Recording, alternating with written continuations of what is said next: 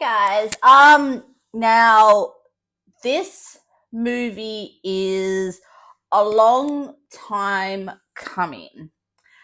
Well, at least the third sequel. Now, what would I be referring to? Well,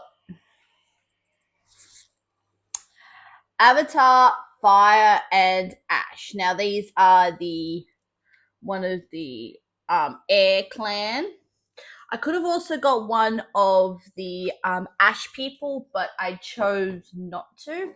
And then I also picked up the floating mountain popcorn bucket with a really cool eclair on it. Well, banshee. Now, I have to say, I'm just looking back at my notes. This took me a long time to actually get out of the movie theater.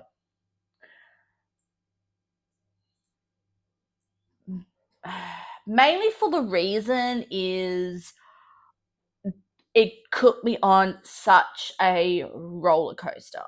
To the point that I was actually cursing Jim Cameron's name, but not for the reasons you think.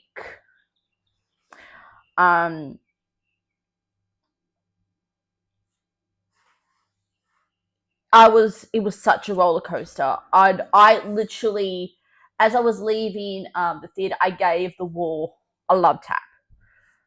That's how much emotion was out of me, and that is extremely rare for me to have such an extreme reaction.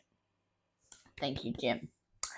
Now, Fire and Ash picks up roughly, I would say, about a month or so after the events of movie 2, The Way of Water. So they are still grieving the loss of their son. So I would probably say you have to at least have seen The Way of Water.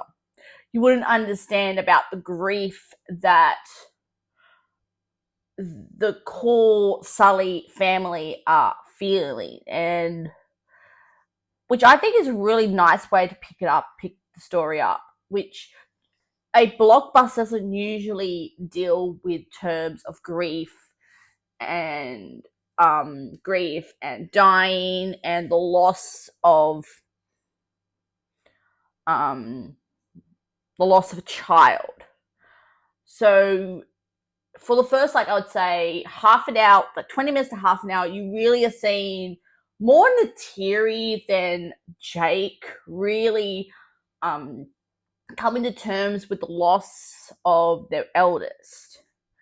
And you really see how, in essence, Natiri and the bad girl, the leader of the Ash tribe, could really be two sides of the same coin. Because if you think about it, with the Ash people, especially their leader, she deals with grief and hardens her heart and makes everyone harden their hearts to Awa. While Natiri,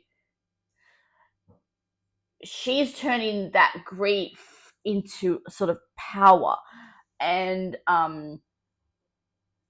she feels like, because she lost in previously, before the end of Fire and Water, she had lost her mum, lost her banshee, lost her sister, she had left her tribe, she had lost her home tree. So she had such a build up of grief in her life. And the fact that she couldn't go back to her dad, or mom, really, for this guidance, but the loss of their child. I I think really sort of hardened Natiri's heart, and you really see the core group really struggling with that, which I think was so well handled. The just um Now you still see Stephen. I'm just going to call him by his first name. The Colonel.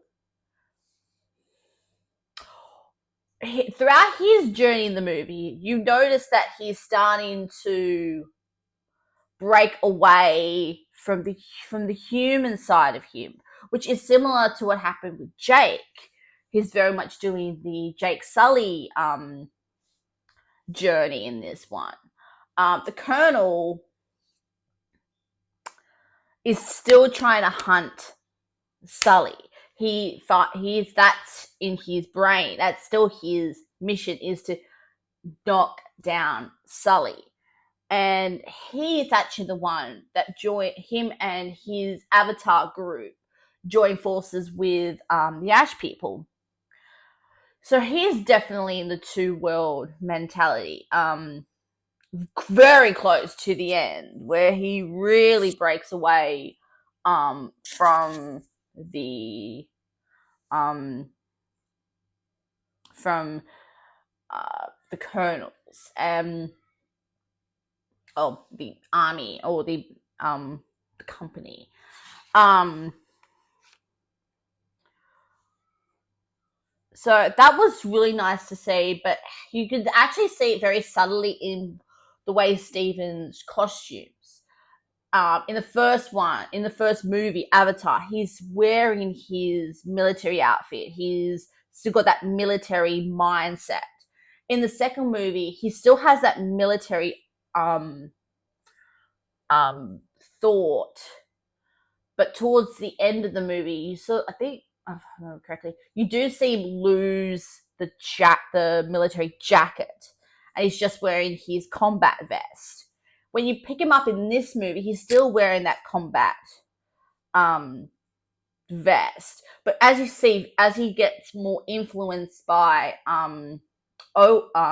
OR's character, the leader of the Ash people, you would see him gradually drop all of that militariness to he almost turns into an Ash person himself.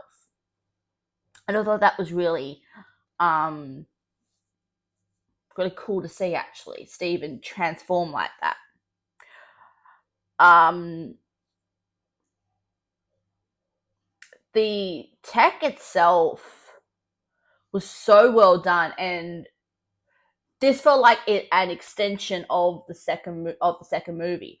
For a sequel, you really want to see that. You don't want to see it. You want to see your characters that you grew up with grow and change, and definitely you can see that in this movie. Um, Especially with the character of Spider as well. I want to highlight Spider. Um, he is so well, because he still feels like he's bit of a half car, a bit of both worlds. So you really see him struggling with that, and what happens to him towards the end of the movie, he's still feeling that a little bit. So that was really well handled. And I'm just going to go directly to the new characters now. As I said, I mentioned Ota. I will always butcher that woman's name. I was already familiar with her work from the GOT series. And I was watching some of the interviews that she was giving. She used a lot of her granddad as references about how to move and express without really using your body language. Her granddad is actually the originator of the slapstick, Charlie Chaplin. So that was a nice way to sort of honor her granddad in a subtle way. I I loved it. I did see this in a 4D screening.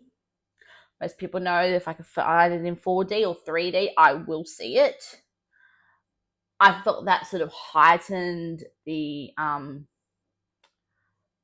story a lot. and 3D was really beautiful and really epic. Now, will I pick this up on Apple TV? Because that's the only way I can get it here in Australia. I most certainly am so. And I'm thinking of seeing the movie again this weekend. Possibly in IMAX. And I I I'm hoping that this movie gets the money, because Jim has said that he is unsure whether or not he will do a fourth. It'll be really disappointing to me as a fan if he doesn't do a fourth movie, because there's so much more of the world that could be explored, because we got taste of the nomads, the air people, and I would love them to maybe do a whole movie with the air tribes. That would just be really nice, because that's another culture that we don't really know about, because we've met the forest, we've met the water, briefly met the air, and we know the fire. I would love them to maybe do a whole story with the air people. That would just be such a unique tribe, because their whole culture is based around air and lightness. You barely got a taste of the air people. I would love them to do more in that realm. Now, have you seen through Avatar 3 or Avatar 5 and Ash? Please write it down in the comment section below. Please like, share, and subscribe. And whoa, this has been an interesting year between Avatar, Wicked for Good. I've had an emotional 2026. And I shall see you next year. Ciao.